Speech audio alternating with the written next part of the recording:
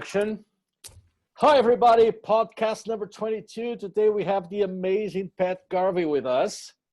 Amazing drummer from the UK. Yeah, originally from London, now living in Brighton. He's the head department for drums at BIM, which I thought stood for a Brighton Institute of Modern Music, but it's British and Irish Modern Music Institute, right? Yes. Yeah. Go figure. So it's been through, it's been through a few name changes or yeah. Okay. All right. So please subscribe to our channel. There's loads of great interviews. Not as great as this one, but great. No, of course. Obviously. Okay. So let me put you on the spot straight away. As not only a teacher, but the head of the department, music. I remember I was talking to Kira earlier today. When I had lessons at MI back in the day, 25 years ago, the music industry was pretty much the same as in the 60s. So basically, the teachers were teaching exactly how they've learned, and it was more concentrated on the playing aspect, because you would have managers and agents and record labels and all these things. Well, we know that doesn't exist anymore. So how do you prepare your students for the real world now? That's a really good question, and you did say you were going to throw me right in, and you and you have. I think first of all, the grounding that you identified there, the fact that, say, 25 years ago people were teaching the same way they were taught in the 60s or whatever. So that grounding is there because that stuff still exists. You know, we still have managers, we still have record labels, we still have agents, we still have all of those. That infrastructure is still there, but it's not the same.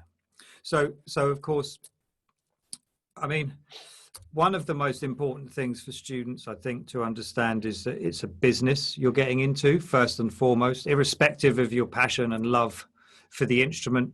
And the other, I guess, one of the other main real differences, is, of course, I spend quite a lot of time, or investing a lot of time, into teaching my students how to use things like social media.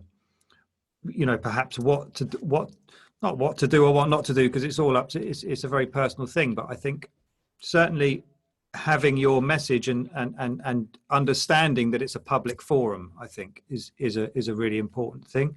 And of course the onset of electronics in the way that we've seen them come about. I mean, it's that, you know, electronics in certainly drumming has been around. I mean, I know Tony Williams was messing around with it in the late 60s, for example, you know, so it's not like it's this new thing, but in terms of the access to it and the price point, I think, you know, if you were trying to buy an electronic drum kit in 1970s or the 80s, it would cost you a lot more money than it does now. So teaching students how to use electronics from you know, very basic hybrid setups right through to, you know, multiple pads and sampling pads and triggers, and I think the click track is a big feature as well. I mean, again, from the 80s onwards, really, you can find a lot of this type of stuff being used, but maybe in the 80s it wasn't used on so much smaller shows and in lots and lots of different forms of music. Whereas now, of course, you know, your rock guys will arrive and it'll be a real shock that a lot of shows are to the click, and that there's stuff on backing track, or that there's, you know, the click is time linked to the light show. So nothing, you know, all of these parameters. So it's a very different, I think, educating now, whether that's in a popular music education format, like somewhere like BIM, or whether that's a popular music education course that's bolted onto a conservatoire or a university, or whether that's one-to-one tuition. These are definitely things that, as educators, we have to be really aware of and be able and have the skill set to deliver. Just like 25 years ago or in the 60s, you had to have the skill set to be able to deliver your you know, your rudiments or your basic jazz vocabulary or your what then became rock or whatever else. So for me, I think it's and as a head of department as well, it's just very important that these aspects like electronics and like social media and like the tools to be able to manage yourself or be your own agent or represent yourself, that you're able to teach that just as well as your more traditional drum kit approach to the instrument, which I know I've just been talking about everything else but the drum kit for the last 5 minutes, but you know, that's something definitely not to be overlooked. Yeah, now I know it's not the correct way to say, but now the drum kit is just one more thing that you need to teach. It can be looked at that. I mean, you know, there's guys and girls that are very, very good at keeping time, and they're very good at having a really good sound, and they're very good at communicating with people, and they're very good at managing the electronic side of things, and they can run everything from behind their kit. So yeah, there's this whole side of it, and then there's the art of drumming. Take your pick, or let's go for both. You know, Yeah. It really depends. Cool. Yeah, it's interesting. Like, just with you talking, it's like, it makes me think, it's like, I wonder if young drummers are struggling to fit all this stuff in. And if you're seeing that reflected in their playing, because there's so many things to learn. It's not just the art of drumming, which obviously covers so much stuff, but now you've got tech and social media, and I just wonder if you're seeing a difference in how people are learning, if they're able to take on that much.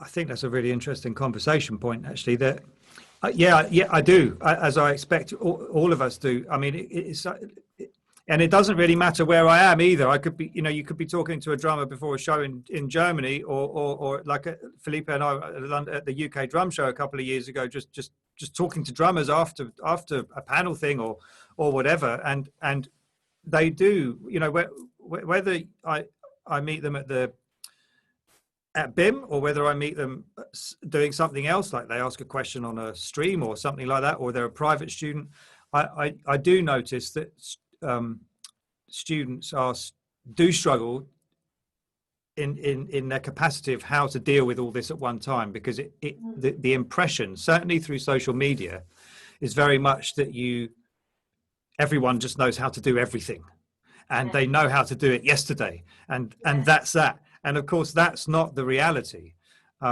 which I think is something that a lot of young drummers or drummers coming back into it, perhaps, that have just re-found the passion, and they don't want to play professionally, but they do want to go and gig with people, and they do want to do this. They turn on a social media feed, and it can be very misleading, I think. And so I think there's that side of it. But at the same time, I do think that there is a change in the way that students and people are learning, and it's drastic. You know, someone can literally turn on this kind of tap of information on a device from almost anywhere in the world, or they could have downloaded a load of stuff they haven't watched yet and be like in the middle of nowhere with only the stars and the moon, and suddenly be watching something they've never seen before. And, you know, simply like what you were saying, Felipe, 25 years ago, you couldn't do that. Yeah. It was a totally different ball game. So I think students are learning differently, and I don't think that that's something to be underestimated either, or kind of just tossed away. I think it's quite an exciting time for educators and for students to be learning, because there's a whole new approach coming through within the kind of standard modes of delivery, I guess, a new pedagogy of delivery. There we go. I think the greatest thing about this time we're living now, it's, for example, if I want to have a lesson with you, I don't need to go to Brighton. I know, right? And I don't even need to be in the UK. I can be anywhere. And I've really enjoyed some of that during the lockdown process, and during this whole thing, just being able to jump onto someone's Instagram feed and just see someone, you know, chatting, I don't know, whoever that is. I found it really quite inspiring myself as as a musician, just to be able to, forget all this other stuff and just go, man, this is amazing to just be able to, that's Ed Green, or that's Dave Weckl, or that's Vinnie Colaiuta, or that's this guy from Scotland that I've never ever heard about, but what a great concept, or whatever it is. I think it is really interesting that we can, the community has suddenly gone much smaller, and the opportunities to I think of studying with someone a bit differently. I think of that as more kind of relating to a period of time and a certain amount of maybe years, maybe 2 or 3 years to really kind of get in to that studying with someone's own. But the idea of being able to take 3 or 4 or 5, ad hoc sessions with different people. I mean, again, you don't even have to buy a ticket and fly there. Yeah, exactly. It's really cool. I know. And for example, in the 90s, the only way for me to have lessons at Musicians Institute was flying to LA. There was no other way, Now, if they decide to have an online course, anybody can do anywhere in the world. That's right. I mean, I think Berkeley were pretty quick with the online course, one way or the other, weren't they? With or certainly offering online degrees or whatever it is they were offering, but they were very kind of, I think, ahead of the curve on that one. And you're right. Yeah. It was, if I wanted to go and study somewhere like that, then it was, you'd have to move country and go there. And spend a lot of money, because it's not only the course, but then you have to rent a flat, and then and the ticket and the whole cost of living and everything. Yeah, it's huge.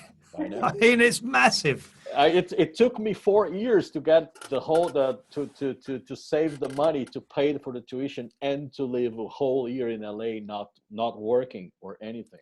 Right. I mean, that's a serious commitment, isn't it? It is. Yeah.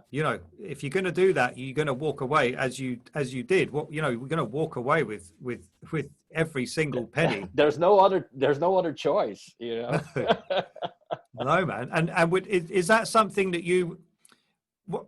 So you had that physical experience. Yeah. Would you, knowing everything you got out of that physical experience, and being who you are now with the reputation you've got and what you do, would you do the online course ahead of going and having that physical experience, or would you just do all that over again? Would you go, no, man, I'll save for 4 years and I'm going? Well, that's the thing, I'm not 25 anymore. I'm 50 now. So I would go, I would do as I did back in the day, because if I was 25 now, I'm in a totally different reality. Yeah. Because the greatest thing about going there and having the whole year there is, first of all, it's a culture shock. I came from a city in the south of Brazil, and it's not a small city because it has 1.2 million people living there, but compared to LA, it's a village. And then you go from this place where nobody speaks English, and Los Angeles and Mars is kind of the same distance. Right there. So there's no, it's like, it's, as I said on that panel when I first listened to Billy Cohen, it was a kick on the chest. It was like, Yeah. But then again, and the other thing was being there, there were guitar students, bass students, singers, keyboard players, sound engineers, and you end up playing with all these people and doing recording sessions and learning. So you've learned how to play drums in a studio from the student who's doing sound engineering, but you also learn from the guy who's teaching them how to do it, And also the other thing is, every week MI had somebody from big in the industry to come and do a clinic. We had any drummer you can mention went there, guitar players, bass players, singers, everybody. So yeah, being an old man, I would go back.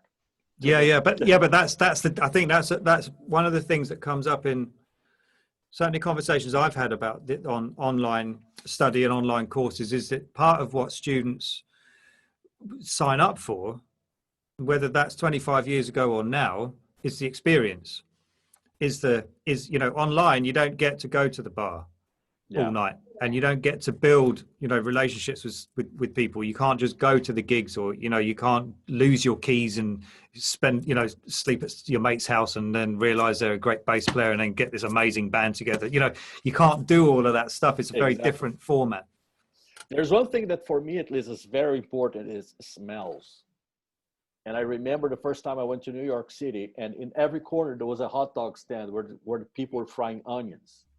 So every time I smell fried onions, I go straight back to New York. Love it. They should build that into the open days for degree courses. The smell of the city. Whatever smell that is. You won't get that online. Kira. I want to know lots of things, but your book. You wrote a book. I did. I would like to know a bit more about that. I did write a book. I didn't write a book because I thought the world needed another drum book. That was the first thing, because I don't. And let me just clarify that statement. I don't think the world needs another drum book unless it adds value to what already exists, you know, through experience.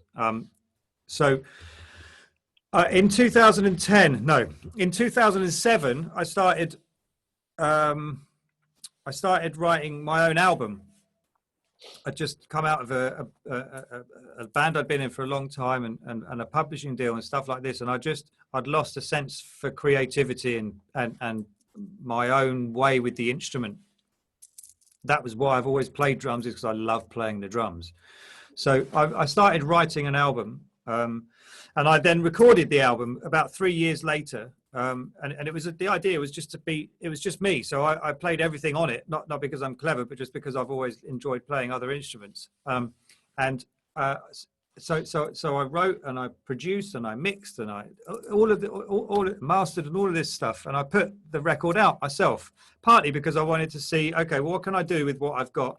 If a student's asking me what they can do, I need to know, and I need to know about digitally releasing and self-releasing and how you upload codes to different things, stuff that everyone else had already, stuff that if I'd been involved with a project like that, somebody else was doing all of that stuff. So that was one of the reasons I wanted to do the record.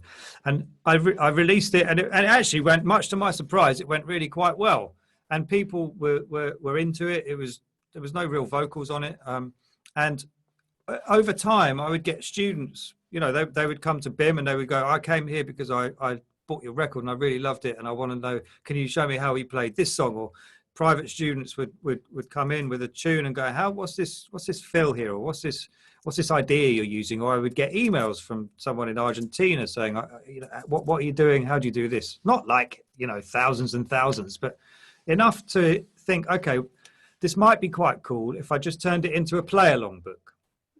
Because it was never designed to be a book, and a lot of books, a lot of play-along books, the music is quite leaves a bit to be desired sometimes. I think, you know, like it can serve the purpose really well to play and try things out, but creatively you can miss a lot. So I just thought I'll turn it into a book, and I got I didn't fancy transcribing it, so I asked a student, an ex-student, if he fancied having a go at it, because I knew it was something he was trying to build into his business. So he did, and we went through it, and you know, so on and so forth. And I wrote an introduction, and just what I thought I would do is write a brief chapter, just breaking down some of the more tricky-ish concepts within the track, and then have a full chart.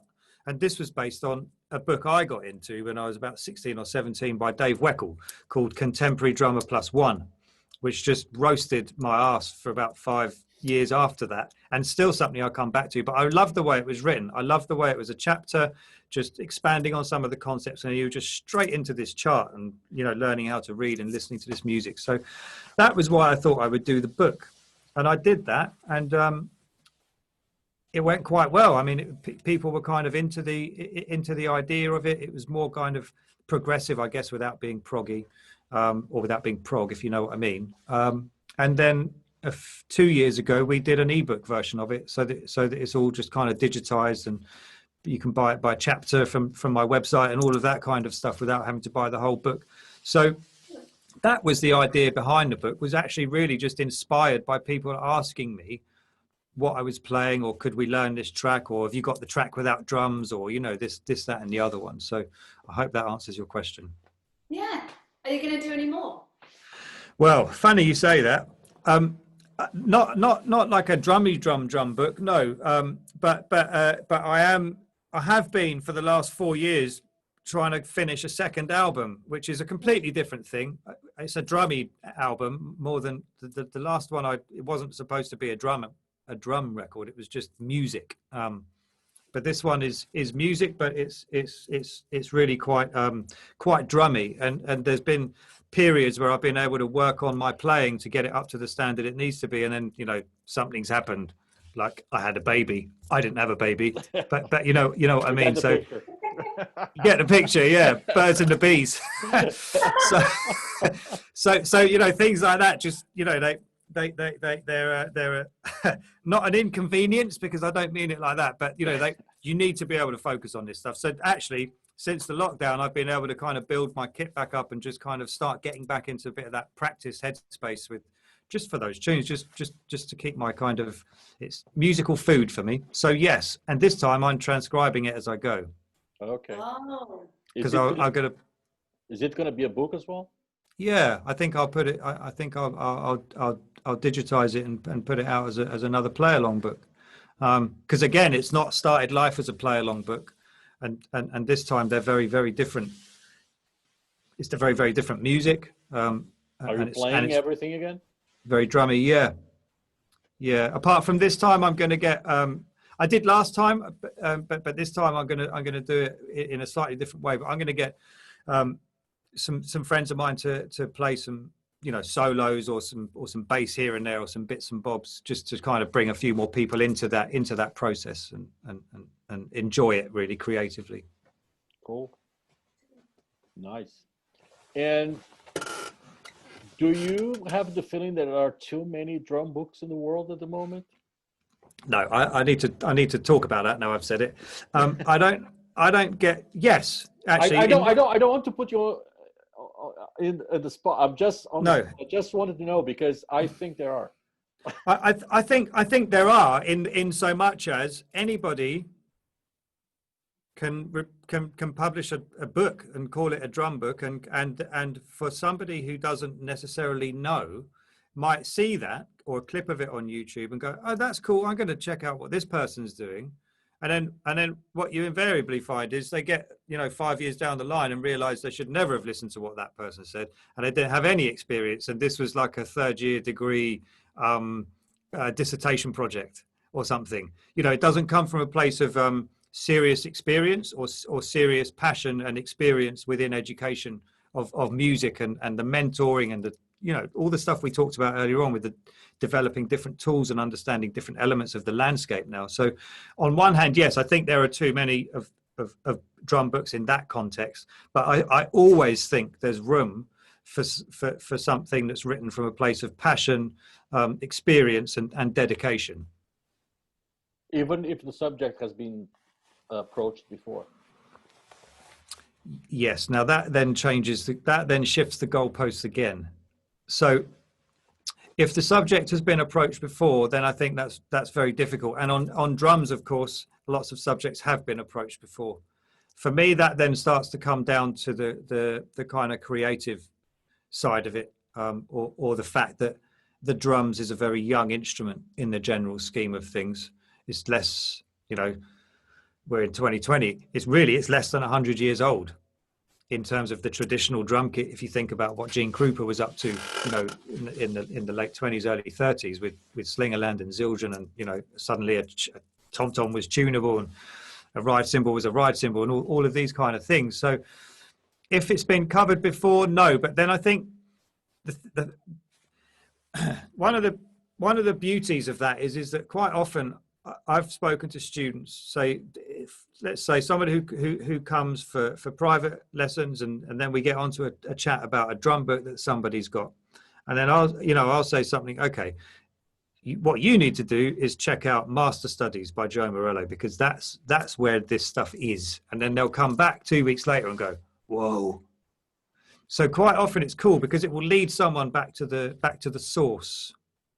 But no, in most cases, if something's been trodden before, then I think it's it doesn't necessarily need to be there. No.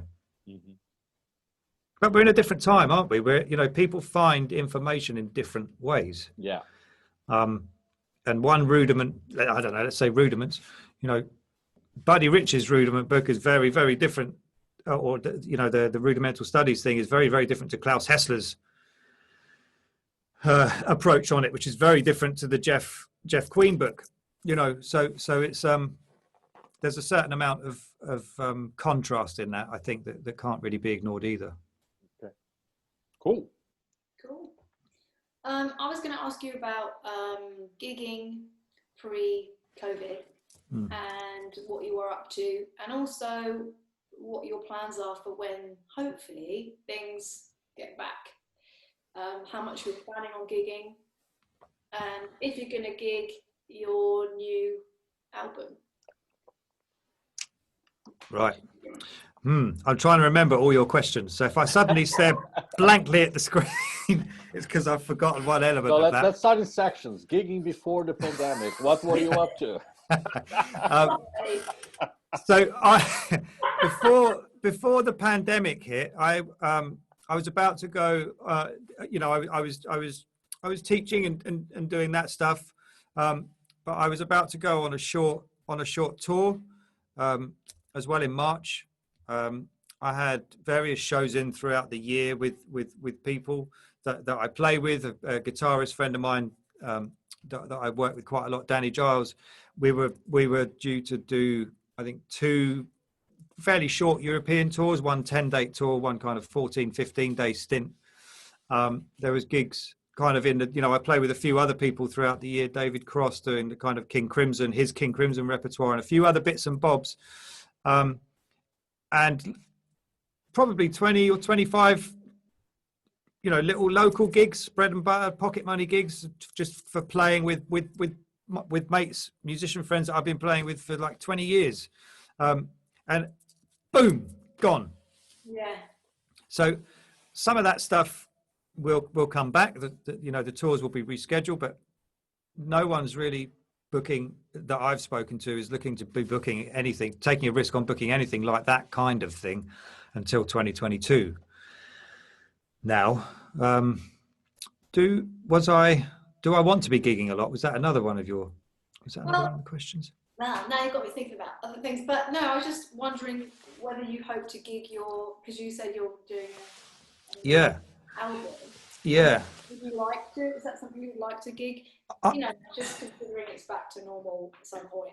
Yeah, I would. That reminded me of something else I was gonna tell you that in with the other stuff. Yes, I would like to, but the complexities involved in that, you know, if I go out as a drummer with backing tracks, it's not very interesting. I mean, it works in like an educational format, you know, for some of that kind of stuff. But actually gigging it like that, although I think there's definitely a space for drummers to be getting more creative as instrumentalists on their own with the tools and the electronics and the visuals that we've got available to us. That's not my kind of thing with this. So I could get a band together and gig it, but it would, you know, that would make it more than I necessarily want it to be. I would love to do like a one-off gig with it. I think it would be really fun. You've given me an idea.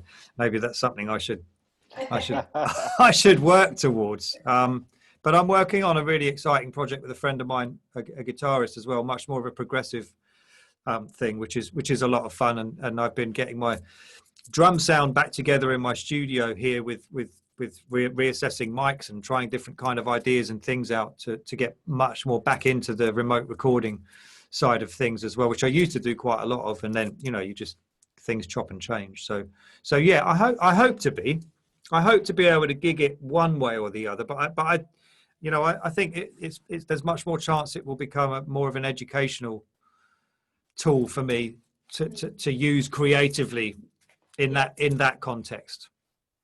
Cool.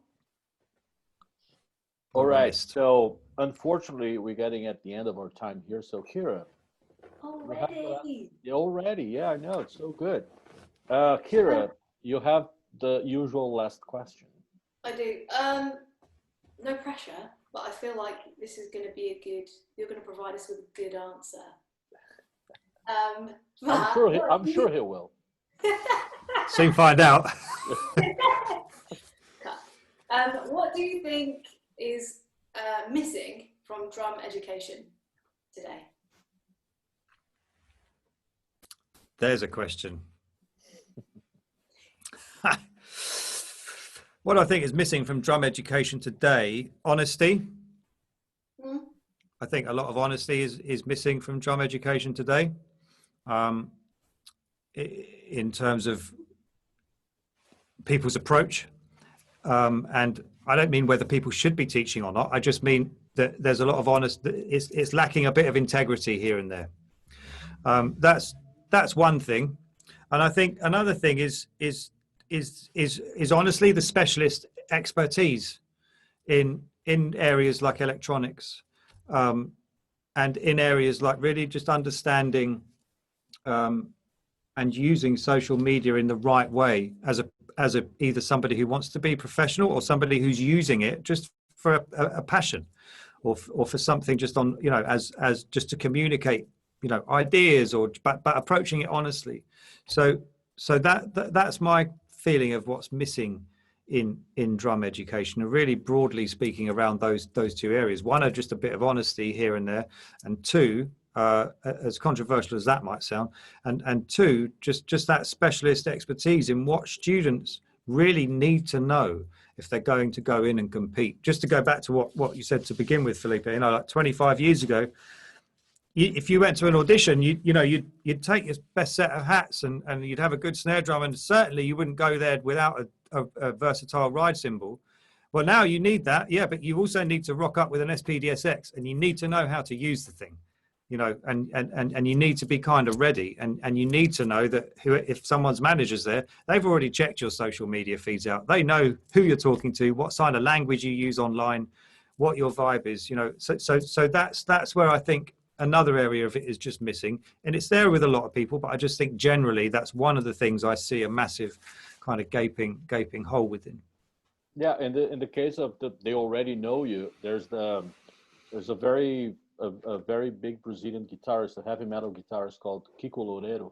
He joined Megadeth. That's right. Yeah.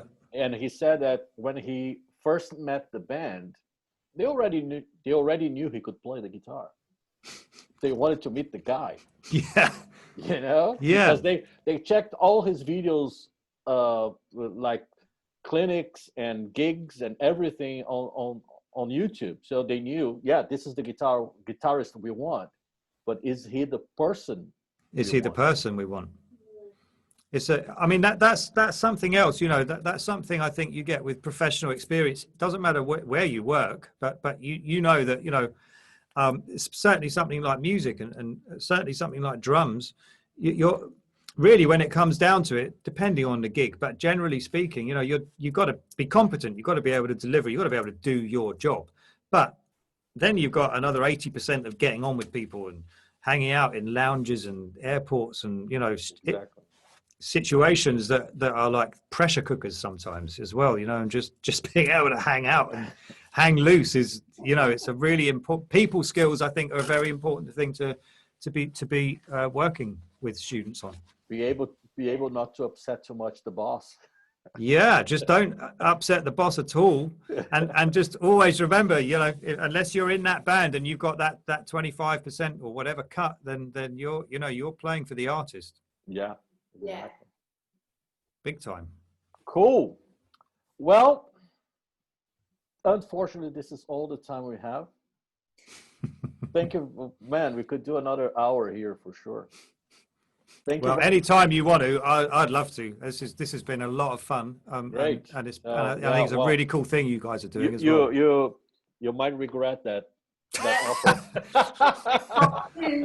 We're going to do the second part. The sequel. Yeah. Thank you very much for accepting our invitation.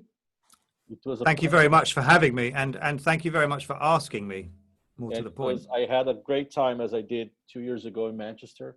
Likewise, likewise. Good. Kira, Carol, it's very nice to meet you. Good to meet you. And I meant what I said about the social media stuff. I really love the honesty in it and what you're doing. I think it's really cool. You know, it's a really cool thing to do. Thanks. all right. I have to work now. Okay, you work. Take care. See you later, Bye. guys. See ya. Bye-bye. Bye.